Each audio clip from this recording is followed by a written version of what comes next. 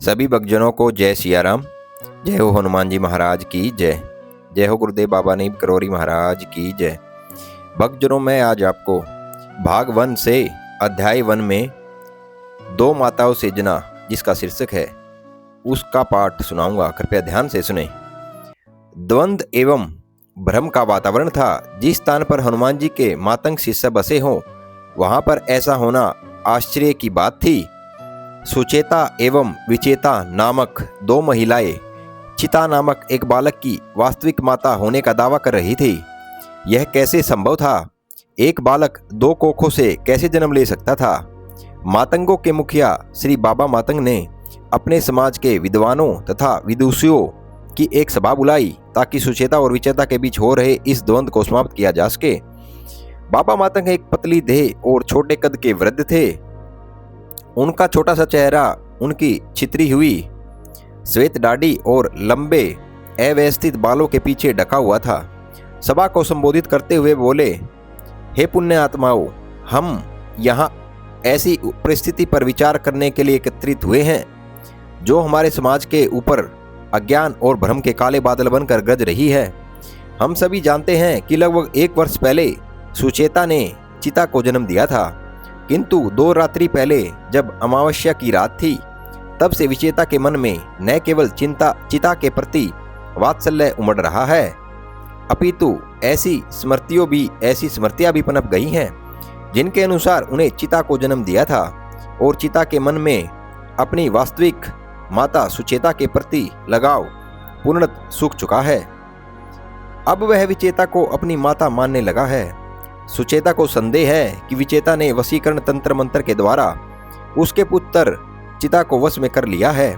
सुचेता का तर्क है कि विचेता का निसंतान होना इस अपराध की अभी प्रेरणा बना है।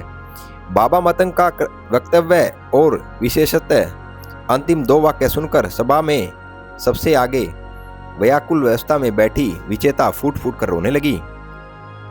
बड़े बड़े आंसू उसकी लाल आंखों से निकलकर चिता नामक बालक पर दृष्टि करने लगे। चिता को वह अपनी छाती से कसकर चिपकाए बैठी थी। बाबा मातंग एक अनुभवी वृद्ध थे। सभी प्रकार की प्रकट अप्रकट भावनाएं उन्होंने अपने जीवन में देखी थी। उनका अनुभव यह स्पष्ट बता रहा था कि विचेता के आंसू सच्चे थे। उनका हृदय यह कह रहा था कि विचेता ने कोई अपराध जानबूझकर तो कदापि नहीं किया था, परंतु जिस उच्च आसन पर वे विद्यमान थे, वह उन्हें हृदय के आधार पर निष्कर्ष निकालने की अनुमति नहीं देता था। न्याय और निष्पक्षता में एक विशेष कठोरता होती है। उसी कठोरता को अपनी वाणी में लाने का प्रयास किया बाबा मातंग ने, किंतु उनकी वाणी से कठोरता नहीं, निर्दयता प्रवाहित होने लगी। वे बोले, हे विचेता, आपके अश्रु आपके निरपराध होने का प्रमाण नहीं हो सकते। साक्षी हैं सभी मातंग जो परम सत्य के मार्ग पर चलते हैं। साक्षी है इस वन के सभी पशु पक्षी जो मातंगों के सहचर हैं। साक्षी हैं सभी दिशाएं जो भौतिक जीवन में हमारी सभी गतिविधियों का लेखा जोखा रखती हैं। साक्षी है वायु जो हमारे भीतर और बाहर विद्यमान है। साक्षी है प्रकाश की किरणें जो इस संसार को प्रकाशमान करती हैं। साक्षी है सारा नश्वर संसार इस बात का कि सुचेता ने चिता को अपने गर्भ से जन्म दिया था। हम सभी ने सुचेता को चिता का पालन पोषण करते देखा है। 2 दिवस पहले तक वह चिता को स्तनपान करा रही थी। हे विचेता, आपने ऐसा क्या तंत्र मंत्र किया कि चिता अब आपकी गोदी से नीचे नहीं उतर रहा? आप किसी के बच्चे को ऐसे कैसे चोरी कर सकती हो? समझ रहे हनुमान जी सब देख रहे हैं। वे यहाँ नहीं हैं, अपितु परंतु उनकी दृष्टि, दिव्य दृष्टि आपके करते देख रही है। ऐसा पाप ना करो विचेता। इससे पहले कि प्रकृति के कठोर नियम अपना न्याय करे और आपको कठोर दंड दे, इससे पहले कि कर्म के विधान आपको प्रताड़ित करना प्रारंभ करे, अपने तंत्र मंत्र को वापस ले लो और चिता को उसकी वास्तविक माता सुचेता के पास जाने दो। तत्वत बाबा मातंग ने कुछ अनुचित नहीं कहा था। सभी उनके संदेश से सहमत थे, किंतु उनकी वाणी विचेता की लगातार बढ़ती जा रही रुदन ध्वनि की पृष्ठभूमि में अत्यंत निष्ठुर जान पड़ी।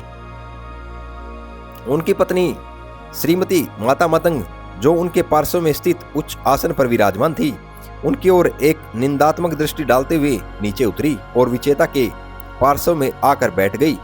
उसे सांत्वना देते हुए उन्होंने पहले उसकी पीठ सहलाई और तत्पश्चात उसके कंधों पर अपना स्नेही हाथ रखा।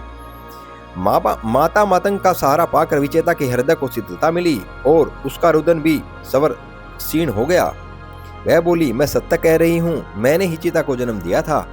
मैं ही पहले दिन से उसे स्तनपान करा रही हूँ। मैंने उसे इस भयानक वन के सभी संकटों से बचा कर रखा है। आप सब मेरा परिवार हैं। आप जन मेरे विरुद्ध क्यों हो गई हैं? माता मातंग, आप बोलती क्यों नहीं? क्या आप चिता के जन्म के समय उपस्थित नहीं थी? कुछ मास पहले ही की तो बात है।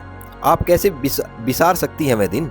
और बाबा मातंग, चिता के जन्म के 7वें दिन आपने ही तो सारे अनुष्ठान किए थे। यह बात आपकी स्मृति में कैसे लुप्त हो सकती है? चिता के प्रथम स्नान के समय भी आप उपस्थित थे। कम से कम वह तो आपको स्मरण होगा। मैंने चिता को कभी सुचेता की गोदी में नहीं देखा है। तो आप क्यों कह रहे हैं कि कुछ दिन पहले तक सुचेता चिता का लालन पोषण कर रही थी?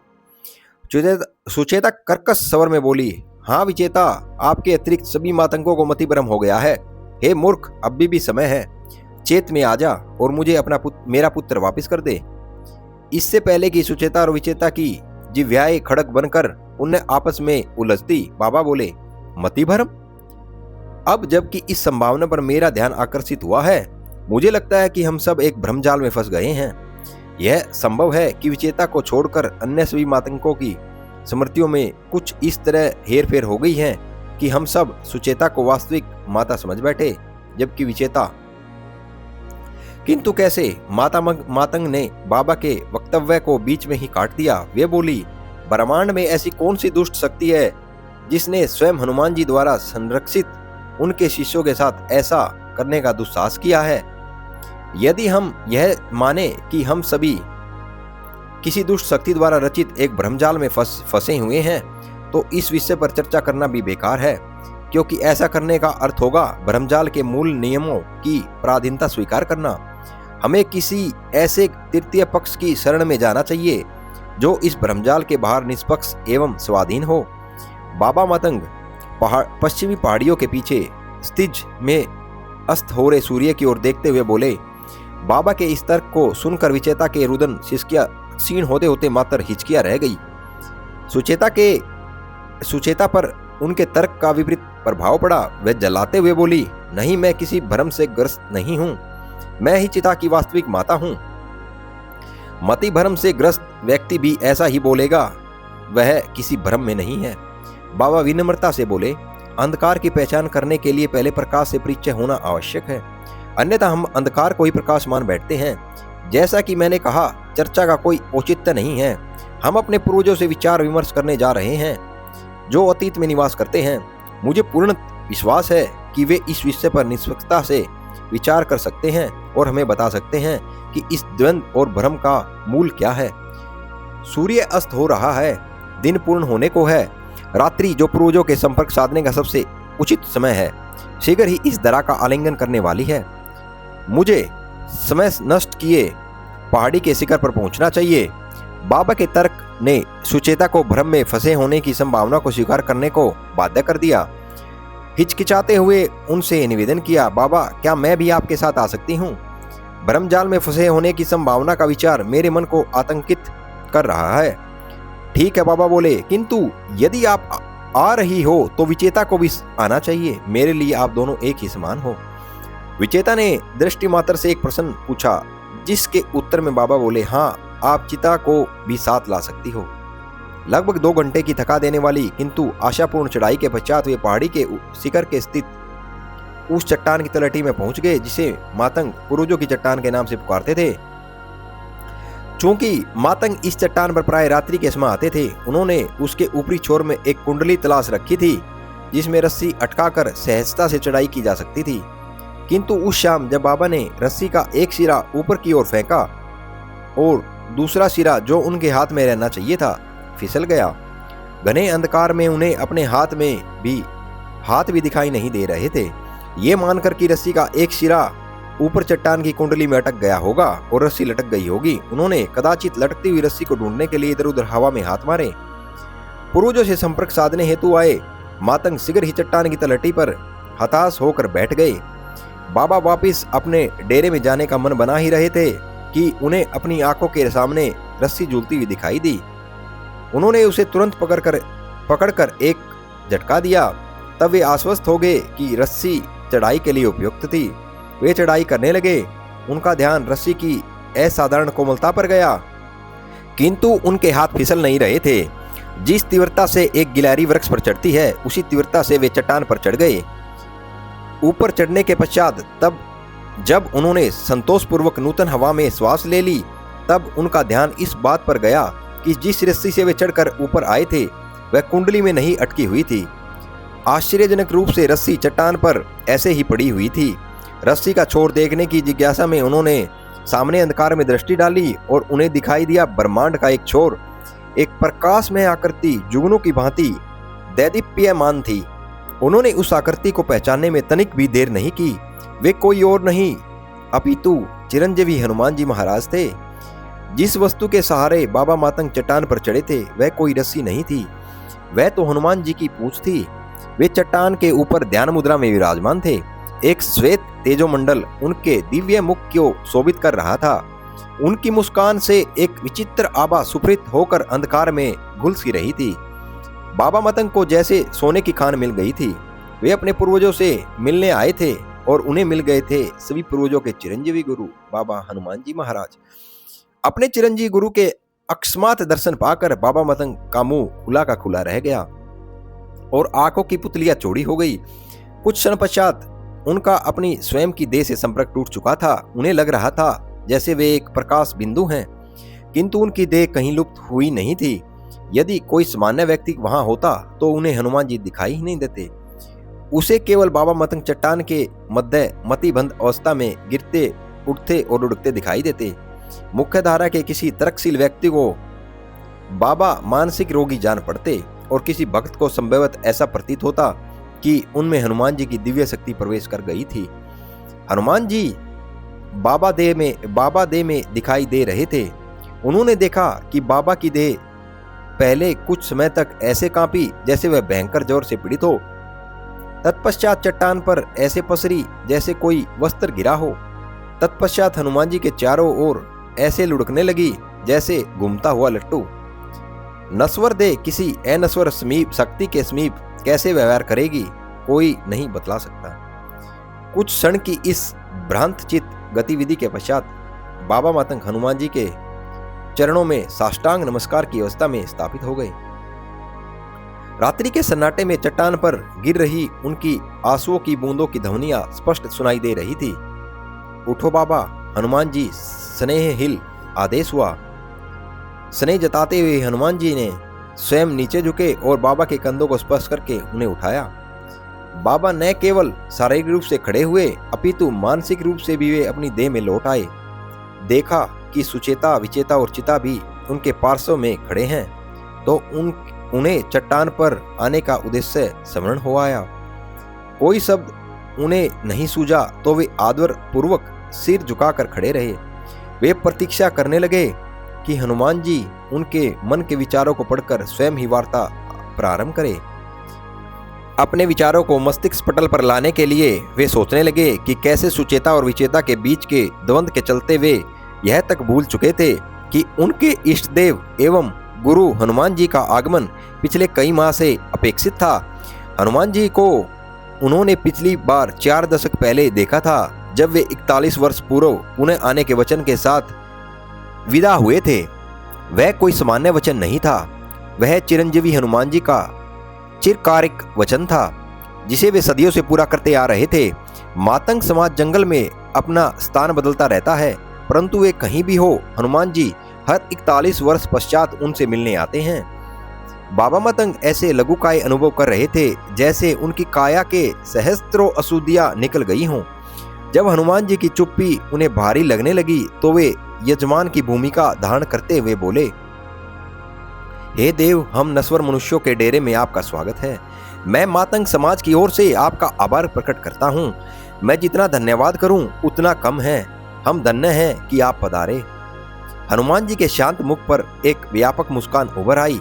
अपनी रहस्यमय वाणी में वे आनंद पूर्वक बोले, मुझे लगता है कि आप जन मेरे पास आए हो, न कि मैं आपके पास। बाबा मतंग को भान हुआ कि हनुमान जी ने हनुवाणी आरंभ कर दी थी। ज्ञान की गंगा बहनी शुरू हो गई थी। सच ही तो था, 41 वर्ष की साधना करते हुए मातंगों ने स्वयं को इस योग्य बनाया था कि वे हनुमान जी से मिल सके। अतः वे साधना पथ से होते हुए हनुमान जी के पास पहुंच चुके थे। न उस पर्वत में कुछ विशेष था और न ही उस स्थान में।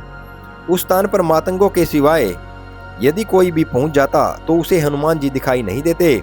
उनके दर्शन के लिए साधना का पथ पार करना आवश्यक था, न कि कोई पर्वत पथ। सत्य है देव, आध्यात्मिक दृष्टिकोण से हम आपके पास आए हैं और आज भौतिक रूप से भी हम ही इस पहाड़ी को चढ़कर आपके पास आए हैं चिता की समस्या का उपाय ढूंढने। चिता तो आनंद में है, उसे क्या समस्या हो सकती है? हनुमान जी चिता की ओर देखते हुए बोले। चिता अपनी माता विचेता के आंचल में आनंद में है। देव, सुचेता उसकी वास्तविक माता है, विचेता नहीं। किसी और का तो पता नहीं, पर बाबा अवश्य आनंद में थे। दशकों पश्चात यह पहली बार था कि वे किसी संकट को सुलझाने के भार से मुक्त थे। स्वयं संकट मोचन हनुमान जी वहां उपस्थित थे। हनुमान जी बोले, बाबा, हम इस बात का निर्णय कैसे कर सकते हैं कि चिता की माता कौन है? जिसे चिता को आसक्ति है वही उसकी माता है। इतनी बड़ी समस्या का इतना साधारण उपाय कैसे हो सकता है? बाबा के मन में एक विचित्र खींच उमड़ पड़ी। उसको छुपाते हुए बोले, देव, चिता तो एक छोटा सा बच्चा है। हम उस पर यह निर्णय कैसे छोड़ सकते हैं कि उसकी माता कौन है? उसे वशीकरण के माध्यम से भ्रमित भी तो किया जा सकता है। छोटा बच्चा, मेरी पूंछ की ओर देखो। बाबा, क्या यह अब छोटी प्रतीत नहीं हो रही है? किंतु यह छोटी सी पूंछ कुछ क्षणों पहले लंबी थी। इस पूंछ की सहायता से आप इस चट्टान पर चढ़े हो। हनुमान जी अपनी पूंछ को हवा में उछालते हुए बोले। बाबा को अपनी त्रुटि की पहचान हुई तो बुदबुदाए, क्षमा करे देव, चिता छोटा बच्चा नहीं है, वह एक आत्मा है जो पहले कई जन्म भी ले चुका है। इसलिए वह उतना ही बड़ा है जितना मैं और अथवा अन्य कोई मातंग जन। परंतु मेरे कहने का अर्थ था कि बाबा का ध्यान भटक गया क्योंकि बालक चिता ऊंचे स्वर में हंसने लगा था। कारण था हनुमान जी की पूंछ का जो हास्यजनक रूप से सिकुड़ और बढ़ रही थी। हनुमान जी भी मंद मंद मुस्कुरा रहे थे। बालक चिता के होठों के स्वर भी शीघ्र ही एक विशेष भाषा के शब्दों में परिवर्तित हो गए थे। बाबा को लगा कि उन्होंने एक नवीन भाषा सीख ली थी, बाल ठट्टों की भाषा। चिता अपने बाल ठट्टों के माध्यम से अपने पूर्व जन्म की कथा कह रहा था। मैं एक साधु था, परमात्मा की खोज में भटक रहा था। हिंदुओं के देश भारतवर्ष में काल और स्थान का बोध मैं कब का खो चुका था। परम सत्य को पाने की इच्छा मेरे भीतर भबक रही थी। एक बार की बात है, तीव्र पिपासा ने मुझे इंद्रिय बोध करने पर बाध्य कर दिया। मुझे बोध हुआ कि मैं सुदूर किसी गांव की ओर जाने वाली डगर पर नंगे पैर चले जा रहा था। डगर के दोनों ओर फसलों से लहलहाते खेत थे। प्रचंड गर्मी की दोपहर थी। जिस धरती पर मैं चल रहा था वह इतनी उष्ण थी कि उस पर भोजन पकाया जा सकता था। मेरी कठोर तपस्या से मेरी देह प्यास झेलने में अभ्यस्त थी। सामान्य प्यास का तो मुझे पता भी नहीं चलता था। मेरे मस्तिष्क द्वारा पानी पीने की चेतावनी देना इस बात का संकेत था कि मेरे देह तंत्र ने पानी की एक बूंद विशेष नहीं बची थी। मेरे मन में स्वाभाविक विचार यही आया कि मुझे अपनी तीव्र पिपासा को माया की एक नई चुनौती मानकर हराना चाहिए। मुझे यह अपनी आध्यात्मिक शक्ति बढ़ाने का अवसर जान पड़ा था। किंतु किसी कारण से मैंने इस विचार को किनारे कर दिया और जल की खोज करने लगा। कदाचित देह की आवश्यकता मन की दृढ़ता पर भारी पड़ गई थी। मैंने आसपास दृष्टि घुमाई तो किसी अन्य मानव के दूर दूर तक होने का कोई चिन्ह तक दिखाई नहीं दिया। आशा की पहुंच दृष्टि से भी अधिक होती है, किंतु आशा को भी जल के होने का कोई चिन्ह नहीं मिला। मेरे पास एक विकल्प यह था कि मैं खेतों में घूमता और किसानों द्वारा किसी वृक्ष के नीचे रखे गए घड़े की खोज करता। दूसरा विकल्प यह था कि मैं जिस रास्ते पर चल रहा था उसी रास्ते चलता जाता और पास के गांव में पहुंचकर किसी से पानी मांगता। मुझे दूसरा विकल्प सही लगा। खेतों में लहलहा रही फसलों के बीच कहीं अचेत होकर गिर जाता तो मुझे कहीं कोई संभालने वाला नहीं होता। यदि गांव के रास्ते पर चलते हुए अचेत हुआ तो कोई पथिक मेरी सूद ले लेगा, ऐसा सोचकर मैं आगे बढ़ता गया। कृपया हो प्रभु की। गांव में घुसने से पहले ही फिरनी पर मुझे एक घर दिखाई दिया। घर क्या था? एक गोबर से पुती हुई और घास फूस की छत से ढकी हुई झोपड़ी थी। उस झोपड़ी के सामने एक आंगन था। केवल एक वृक्ष उस पूरे आंगन को छाया दे रहा था। वृक्ष के नीचे चारपाई पर एक बालक लेटा था। उसकी आंखें खुली थी, मानो वह पेड़ की पत्तियां गिन रहा हो। उस बालक की कल्पना के संसार में अतिक्रमण करने की मेरी कोई मंशा नहीं थी। खेदपूर्ण स्वर में मैंने निवेदन किया, हे बालक, क्या पीने के लिए पानी मिल सकता है? बालक तुरंत उठ खड़ा हुआ और झोपड़ी के भीतर चला गया, और पानी मिलने की आशा ने मेरे धैर्य का बांध तोड़ दिया था। मेरे मन में एक ही विचार था कि कब मुझे पानी से भरा बर्तन मिले और कब मैं अपने सूखे होठों से उसे लगाऊं। इस विचार से अधीर होकर मैं बालक के पीछे पीछे ही झोपड़ी में घुस गया। वहां मैंने कुछ ऐसा देखा कि मेरी प्यास तुरंत मर गई। झोपड़ी के भीतर का अंधेरा अमावस्या के अंधेरे से भी घना था। मृत्यु घात लगाए बैठी थी। कोई मृत्यु सैया पर पड़े हुए कर आ रहा था। जैसे ही मेरी आंखों ने उस अंधेरे से मित्रता की, एक दुबली सी महिला का अधमरा तन कोने में पड़ी चारपाई पर बिछा हुआ दिखाई दिया। ऐसा तन जो दीमक खाई हुई लकड़ी की तरह अंतिम अग्नि में स्वाह होने के लिए तरस रहा था। उस मानव तन से भी अधिक जीवन उसके नीचे बिछी हुई चारपाई में था। किसी अनजान के मृत तन को देखने पर मेरे हृदय से प्रार्थना निकलती है, किंतु उस अधमरे तन को देखकर मेरा मन सुन्न हो गया था।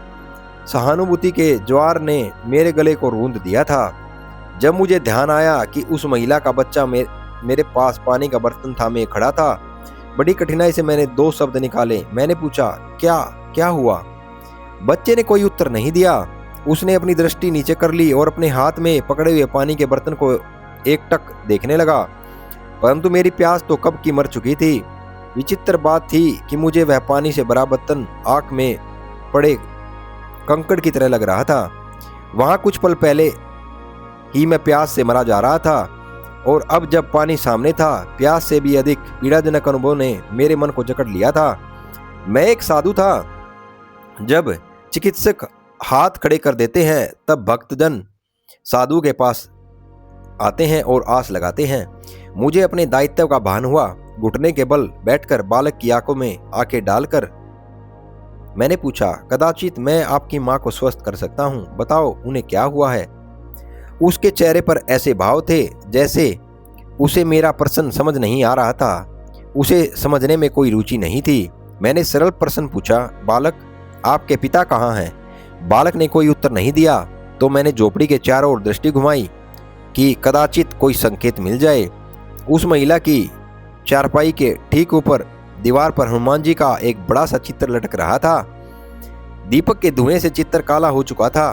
कदाचित महीनों से हो गए थे उस चित्र पर कपड़ा भी नहीं मारा गया था। इसका अर्थ था कि रघुणता लंबे समय से उस घर में कुंडली मारे बैठी हुई थी।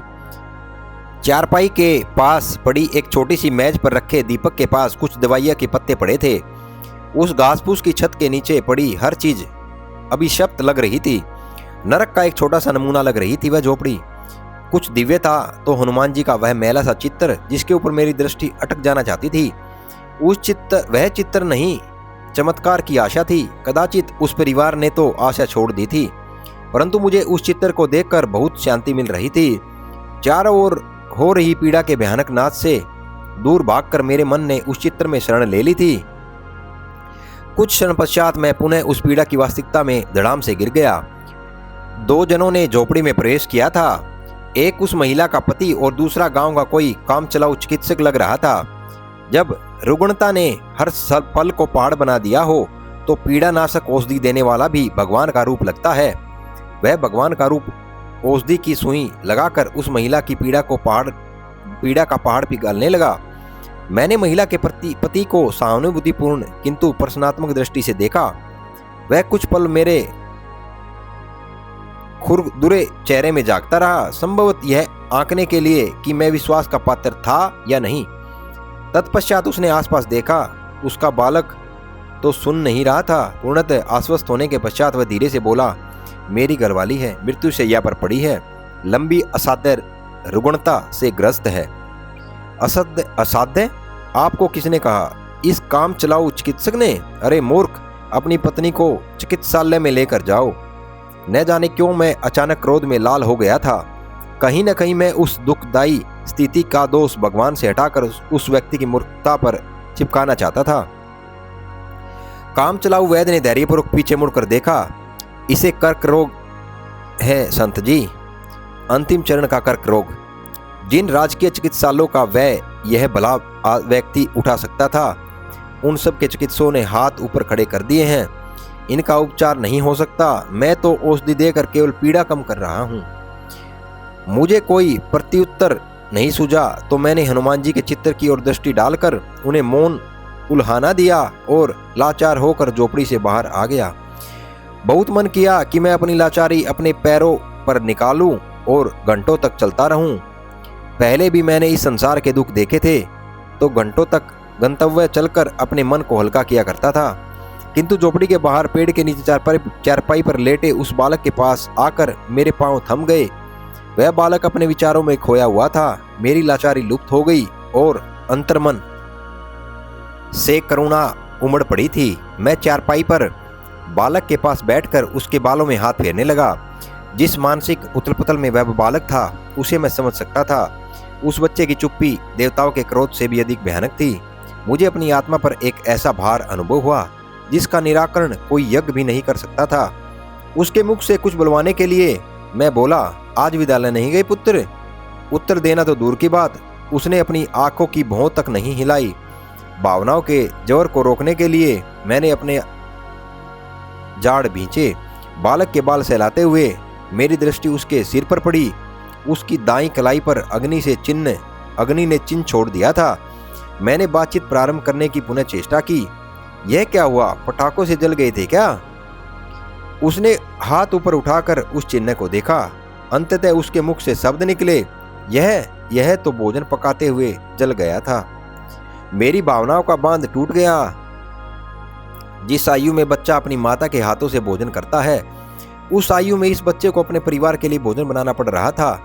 परिस्थितियां भी ऐसी कि क्या करता। मैं उठ खड़ा हुआ और उस मार्ग की ओर बढ़ चला जिस पर होते हुए मैं पानी की खोज में गांव की ओर बढ़ रहा था। मैंने अपने क्रोध को दिशा दी तो लक्ष्य बने हनुमान जी। वे अपने भक्तों को इस तरह तड़पता कैसे देख रहे थे? वे कुछ कर क्यों नहीं रहे थे? मैं मार्ग पर पहुंचा ही था कि मेरी जल रहित देह ने उत्तर दे दिया। मैं अचेत होकर गिर पड़ा। जब चेत आया तो मैं एक चारपाई पर लेटा हुआ था। यह वही चारपाई थी जिस पर कुछ देर पहले बच्चा लेटा हुआ था। पास में भूमि पर बैठी थी वह महिला जो कुछ देर पहले मृत्यु शैया पर लेटी हुई थी। आश्चर्य यह था कि वह पूर्णतः स्वस्थ थी। मैंने खड़ा होने की चेष्टा की थी तो महिला के पति ने मेरी गर्दन को सहारा दिया। क्या मैं सपने में था? मैंने अपनी शंका को स्वयं तक सीमित नहीं रखा। धीरे से अपनी गर्दन उस व्यक्ति की ओर घुमाकर मैंने कहा, कुछ समय पहले आपकी पत्नी मृत्यु शैया पर थी। आप कह रहे थे कि इसकी ऐसी रुग्णता से ग्रस्त है जिसका उपचार संभव नहीं है। उसके चेहरे पर अचानक भय और अविश्वास के भाव आ गए। उसने अपनी पत्नी के चेहरे पर भी भय का भाव आते देखा। अर्थात उसने जो सुना था वही उसकी पत्नी ने भी सुना था। सुनने में कोई त्रुटि नहीं हुई थी। एक संत अर्थात मैं उसके घर में मृत्यु के पैर पड़ने की बात कर रहा था। कुछ भी समझ नहीं आ रहा था। मैंने आगे कहा, हाँ भाई, मैं कुछ ही देर पहले पानी की खोज में आपके घर आया था। आपके बालक से पानी मांगा था।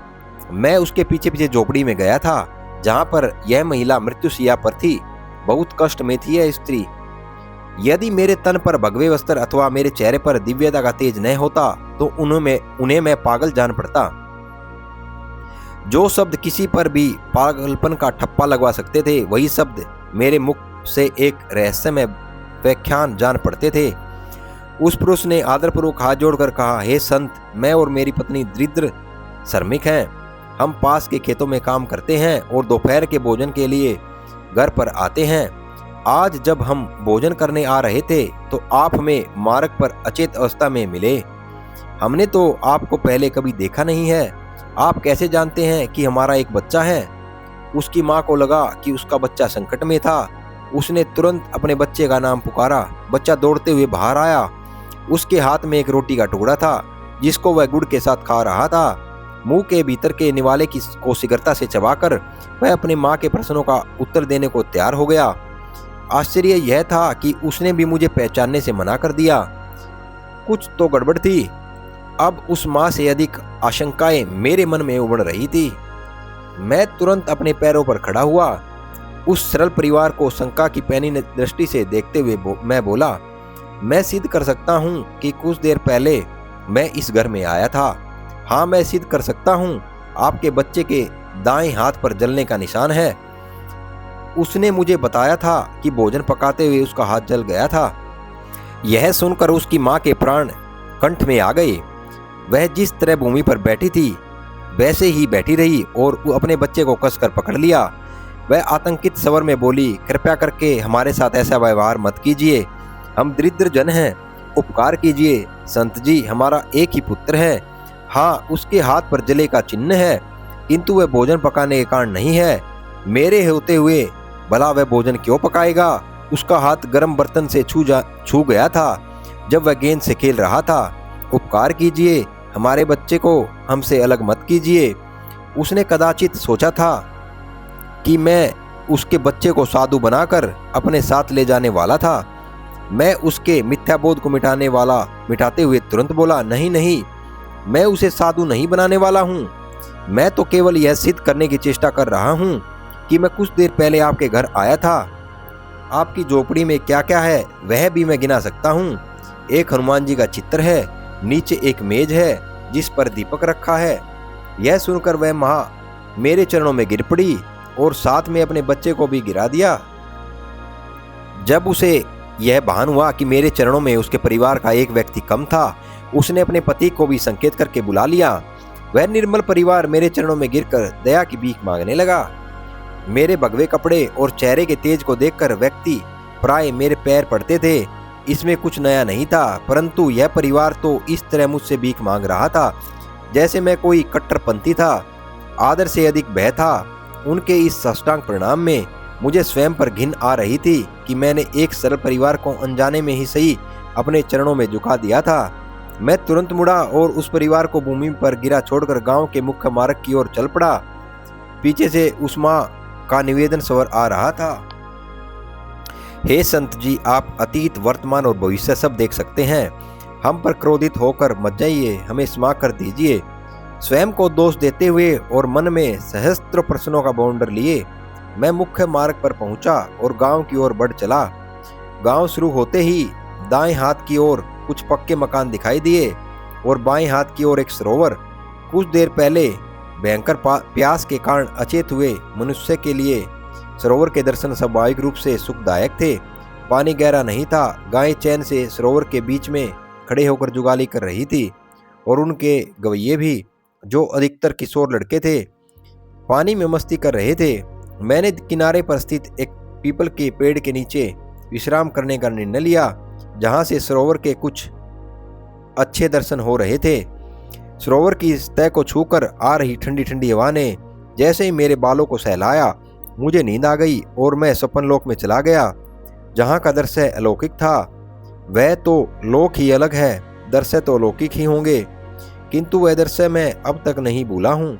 स्वप्न लोक के दृश्य एक दिन से अधिक समय तक स्मरण नहीं रहते। क्या वह दृश्य स्वप्न लोक का था या किसी अन्य लोक का? मेरे सामने स्वर्ग की तरह पवित्र श्वेत कोहरे से ढकी एक जगह थी। मुझे नहीं पता वह जंगल था या नगर। कुछ दिखाई नहीं दे रहा था सिवाय दो सुरंगों के। एक सुरंग लाल रंग से प्रकाशित थी और दूसरी हरे रंग से। और मैं कौन था? मैं देह रहित था।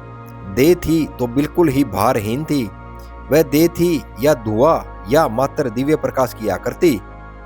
जो भी थी, मुझे लग रहा था कि वह मेरी देह थी, कि वह मैं था। मेरे वहां होने का क्या उद्देश्य था? मुझे कहाँ जाना था? हमें किस ओर जाना है और क्या करना है, यह तो हमारे मन में आए हुए विचार तय करते हैं। विचार न जाने कहाँ से आते हैं। क्या वे सच में हमारे विचार होते हैं अथवा किसी बाहरी शक्ति द्वारा हमारे मन में रोपित किए जाते हैं? उस क्षण में मेरे मन में विचार था कि मुझे उन दोनों सुरंगों में से एक को चुनना था। मैं जिस भी लोक में था उससे निकलकर मानव लोक में आने का रास्ता केवल 2 सुरंगें ही थी। मुझे उनमें से एक को चुनना था। जैसे ही मैं सुरंग के द्वार की ओर बढ़ा, मुझे पीछे से एक दिव्य वाणी गूंजी, हे आत्मा, वर्षों की तपस्या के पश्चात आपने यह सिद्धि प्राप्त की है कि आप जैसा जीवन चाहो वैसा जीवन चुन सकते हो। जिस सुरंग को चुनोगे उसके अनुसार आपका उस प्रकार जीवन होगा। मैंने उस वाणी को ध्यानपूर्वक सुना, किंतु न जाने क्यों मुझे मुड़कर यह देखने का विचार नहीं आया कि वह वाणी किसकी थी। मैं लाल सुरंग की ओर आगे बढ़ा। सुरंग भीतर से एक श्वेत पटल की तरह थी, जिस पर त्रियामी दर्शक प्रदर्शित हो रहे थे। वे दृश्य इतने वास्तविक लग रहे थे जैसे वे दर्शन ही अपितु वास्तविक जीवन था। उन दृश्यों में से एक साधु एक गांव के मार्ग पर चल रहा था। मुझे लग रहा था कि वह साधु मैं ही था और मैं उन दृश्यों का एक भाग होते हुए भी उनसे दूर था। वास्तविक जीवन में हम अतीत भविष्यकाल में जब चाहे नहीं जा सकते। उस सुरंग में मैं पीछे की ओर भी चल सकता था और आगे भी, अर्थात मैं उस साधु के जीवन के भविष्य और अतीत में स्वतंत्रता से भ्रमण कर सकता था। मैंने देखा कि वह साधु अर्थात मैं पानी की खोज में गांव की ओर बढ़ रहा था। गांव आने से पहले ही उसे एक झोपड़ी वाला घर दिखाई दिया। वहां उसने बच्चे से पानी मांगा और उसके पीछे पीछे झोपड़ी में घुसा, जहां वह एक महिला मृत्युशैया पर अंतिम श्वास ले रही थी। उसने महिला के पति और एक कामचलाऊ चिकित्सक के साथ वार्तालाप किया। तत्पश्चात बाहर आकर बच्चे के सिर को सहलाया। परिवार के कष्ट को देखकर वह इतना दुखी हुआ कि बिना जल ग्रहण किए ही वापस मार्ग की ओर बढ़ा। मार्ग पर पहुंचने से पहले ही वह अचेत होकर गिर पड़ा। एक पथिक ने उसको देखा और उसे पानी पिलाया। उस पथिक का मृत्युशैया पर पड़ी एक महिला के परिवार से कोई संबंध नहीं था। चेत आने के पश्चात साधु आगे गांव की ओर बढ़ गया। सरोवर के किनारे पीपल के पेड़ के नीचे जब वह विश्राम करने लौटा या बैठा, कष्ट भोग रहे उस परिवार की सहायता न कर पाने की अपनी अवस्था का विचार करते करते उसे नींद आ गई। साधु के जीवन के इन दृश्यों को समझने की चेष्टा मैं कर ही रहा था कि पीछे से दिव्य वाणी सुनाई दी, हे आत्मा, आपने अभी जो जीवन इन दृश्यों में देखा वह जीवन आपको चाहिए तो इस सुरंग से निकल जाओ। जैसे ही आप निकलोगे आप स्वयं को पीपल के पेड़ के नीचे पाओगे। हाँ, इस जीवन में वह महिला, पीड़ित महिला ठीक नहीं हुई है और न ही होगी। आपने अपने उसके घर से दूर सरोवर के पास आ गए हो और विश्राम करके आगे बढ़ जाओगे। मैं ऐसे जीवन को कैसे स्वीकार कर सकता था जिसमें वह महिला एक छोटे से बच्चे को अपने पीछे छोड़कर परलोक सिधारने वाली थी, और मैं उस परिवार की सहायता नहीं कर पाने के दोष को लेकर कैसे जी सकता था। मैं पीछे मुड़ा। पीछे जाते समय मुझे वही दृश्य उल्टे क्रम में दिखाई दिए। उस लाल सुरंग के आधे रास्ते में मैं रुक गया, क्योंकि मुझे वहां से हरी सुरंग में जाने का छोटा सा द्वार दिखाई पड़ा। वह एक छुपा हुआ द्वार था जो लाल सुरंग को हरी सुरंग से जोड़ता था। पीछे से दिव्य वाणी आई, हे आत्मा, यदि आप चाहो तो यह रास्ता भी चुन सकते हो। आदि लाल सुरंग और आदि हरी सुरंग से बना यह रास्ता आपको एक अलग जीवन में ले जाएगा। उस जीवन में आपको एक बहुत बड़ी पहेली के साथ जीना पड़ेगा। लाल सुरंग वाले जीवन में महिला मृत्युशैया पर है और तत्पश्चात मर जाती है। वहीं हरे रंग वाली सुरंग में महिला कभी मृत्युशैया पर नहीं पड़ी थी। वह स्वस्थ है और लंबे समय तक जीवित रहेगी। लाल सुरंग के बीच से होकर यदि हरी सुरंग में जाओगे तो आपको इस पहेली का सामना करना पड़ेगा कि यह चमत्कार कैसे हो गया। मृत्युशैया पर पड़ी महिला अचानक न केवल स्वस्थ हुई, अपितु उसको स्मरण भी नहीं होगा कि वह कभी अस्वस्थ थी। उसके परिवार वालों या उसके किसी भी जानने वालों से पूछोगे तो वे यही कहेंगे कि वह कभी अस्वस्थ नहीं थी। मैंने उस जीवन को नहीं चुना। मैं किसी बेहतर विकल्प की खोज में पीछे मुड़ गया। दिव्यवाणी ने मंत्रणा दी। लाल सुरंग के बीच में हरे रंग की सुरंग में घुसने की बजाय शुरू से ही हरे रंग की सुरंग में घुसकर हरे रंग की सुरंग से ही बाहर निकलोगे तो लाल रंग की सुरंग का प्रभाव नहीं आएगा। इस तरह आप जिस जीवन में प्रवेश करोगे वह जीवन इस चमत्कारिक पहेली से मुक्त होगा। मैंने वैसा ही किया। पहले मैं बाहर आया, दोनों सुरंगों के मुख्य द्वार मेरे सामने थे और तत्पश्चात मैं हरे रंग की सुरंग में घुसा। वह सुरंग पूरी तरह से हरे रंग के प्रकाश से भरी थी, लाल रंग की एक किरण भी नहीं थी। सुरंग से दिखाई दे रहे दृश्य भी अलग थे। साधु अर्थात मैं पानी की खोज में गांव की ओर बढ़ रहा था। गांव शुरू होने से पहले ही झोपड़ी वाला घर दिखाई दिया। मुख्य मार्ग से उस घर की ओर जाने वाली गली में वह मुड़ने ही वाला था कि अचेत होकर गिर पड़ा। काम से दोपहर का भोजन करने के लिए लौट रहे उस दंपति ने आपको देखा और आपकी देखभाल की। जब उठा तो उसने स्वयं को उस दंपति के आंगन में लगे पेड़ के नीचे चारपाई पर सोए हुए पाया। उस दंपति को आशीर्वाद दिया और पानी पीकर गांव की ओर बढ़ गया। वहां सरोवर के किनारे पीपल के पेड़ के नीचे विश्राम करने लगा तो उसे नींद आ गई। मैं हरी सुरंग से बाहर निकलने वाला ही था कि पीछे से दिव्य वाणी गूंजी, यदि आपको यह जीवन रुचिकर है तो इस सुरंग से होकर बाहर निकलो। निकलते ही आप स्वयं को पीपल के पेड़ के नीचे जगा हुआ पाओगे। इस जीवन में न तो कोई महिला मृत्यु शैया पर है और न ही इसमें कोई चमत्कार से संबंधित पहेली है। यह विकल्प सबसे श्रेष्ठ लग रहा था, किंतु मैंने इसे भी नहीं चुना। मैं पीछे मुड़ा और सुरंग को पार करके उसके मुख्य द्वार के बाहर निकल गया। अब मैं पुनः उस सपन में जैसे दृश्य के सामने खड़ा था। मेरी देह प्रकाश की बनी हुई थी। सामने था स्वर्ग जैसा श्वेत कोहरा और उसको पाटती दो सुरंगे, एक लाल और एक हरी।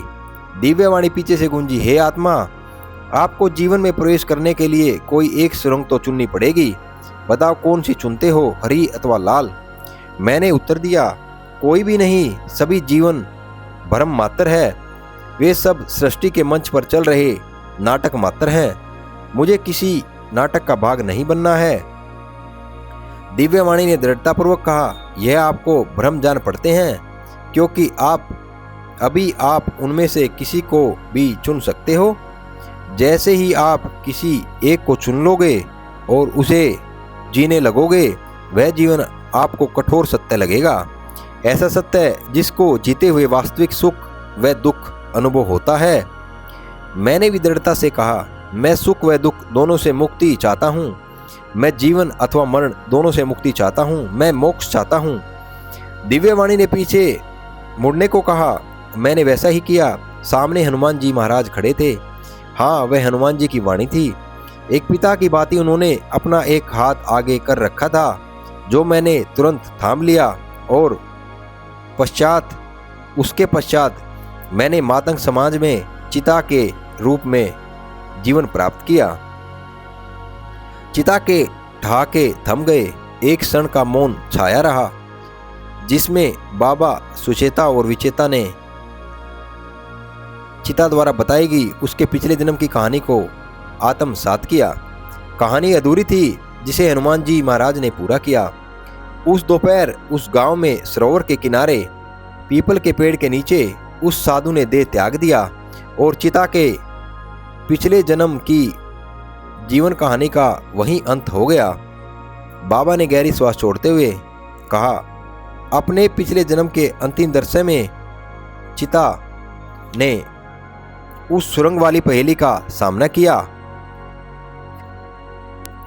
और इस जीवन में भी उसका वैसा ही एक पहेली से सामना हो रहा है। उसे नहीं पता कि उसे किस माता ने जन्म दिया। सुरंग वाली पहेली को तो उसने सुलझा लिया था या केवल मौखिक रूप से सुलझाया था। उसे यदि वास्तविक बोध हो गया होता तो उसे नया जन्म लेना ही न पड़ता। हनुमान जी मुस्कुराए। उनकी उस मुस्कुराहट में सहस्त्रों ग्रंथों का सार छिपा था। वे बोले, इस जीवन में उसे बोध हो जाएगा। यह दो माताओं की पहेली उसके लिए सहायक बनेगी। उसकी आत्मा जागृत हो जाएगी। उसे बोध होने लगेगा कि मेरा तेरा आदि सब भ्रम की रस्सियां हैं, जो हमें इस नश्वर संसार से जकड़ कर रखती हैं। मेरी माँ, मेरे पिता, मेरे मित्र आदि सब संबोधन इस नश्वर संसार के नाटक के संवाद का भाग मात्र हैं। हनुमान जी पुनः मुस्कुराकर बाबा की समझ को सराहा। सुचेता को लगा कि हनुमान जी ने उसे पूरे जीवन मातृत्व की उस दुखद पहेली को झेलने का दंड सुना दिया था। इसके बदले उसे मृत्युदंड स्वीकार होता। उसके मन का भय आंसुओं के रूप में प्रदर्शित हुआ। हनुमान जी शांत स्वर में बोले, जैसा कि मैंने शुरू में कहा, चिता के लिए निर्णय लेने का अधिकार किसी को नहीं है। चिता किसको अपनी मां चुनता है वह उस पर छोड़ देना चाहिए। 2 दिन पहले पूर्णिमा की रात को उसकी आत्मा मुझसे मिली थी। मैंने उसे 7 सुरंगें दिखाई थी कि जो 7 अलग अलग जीवनों का प्रतीक थी। उनमें से एक का चुनाव करने का विकल्प मैंने उसे दिया था। पहले जीवन में सुचेता उसकी माता है और विचेता के मन में उसके प्रति कोई ममता नहीं है। दूसरे जीवन में भी सुचेता उसकी माता है, परंतु विचेता के मन में उसके प्रति एक पक्षीय पीड़ाजनक ममता है। तीसरे जन्म में विचेता उसकी मां है और सुचेता के मन में उसके प्रति कोई ममता नहीं है। चौथे जन्म में विचेता उसकी माता है, परंतु सुचेता के मन में उसके प्रति पीड़ाजनक एक पक्षीय ममता है। 5वां जन्म पहले और तीसरे का मिश्रण है, जिसमें सुचेता और विचेता एक एक पखवाड़े के लिए उसकी माता बनती हैं। जब एक उसकी माता होती है तो दूसरी के मन में उसके प्रति कोई ममता नहीं होती, इसलिए कोई कलह नहीं है। छठा जीवन दूसरे और चौथे का मिश्रण है। सुचेता और विचेता बारी बारी से एक एक पखवाड़े के लिए उसकी मां बनती हैं। इस जीवन में दोनों माताओं के बीच कलह है, क्योंकि जब एक मां होती है तो दूसरी के मन में भी एक पक्षीय ममता होती है। 7वें जन्म में वह एक अनाथ बालक है। न सुचेता और न ही विचेता के मन में उसके प्रति ममता है। उसकी आत्मा ने छठे जीवन को चुना, क्योंकि इस जीवन में उसकी आत्मा संसार की मोहमाया और बंधनों के प्रति जागृत रहेगी, जिससे उसको मोक्ष प्राप्त करने में सहायता मिलेगी। सुचेता को यह जानकर चैन मिला कि उससे उसका बच्चा सदा के लिए नहीं छीना गया था। अगले पखवाड़े वह पुनः उसकी गोद में खेलेगा। इस आशा से सुचेता थोड़ी सी प्रफुल्लित हुई। प्रफुल्लन होने का यह भी तो कारण था कि हनुमान जी 41 वर्ष पश्चात मातंगों से मिलने आए थे। हनुमान जी के समझौते के पश्चात सुचेता और विचेता ने एक दूसरे के प्रति घृणा की भावना त्याग दी। कलह तो था, परंतु इस बात पर संतोष भी था कि वे दोनों एक एक पखवाड़े बारी बारी से चिता की मां का किरदार निभाने वाली थी। जय महाराज जी।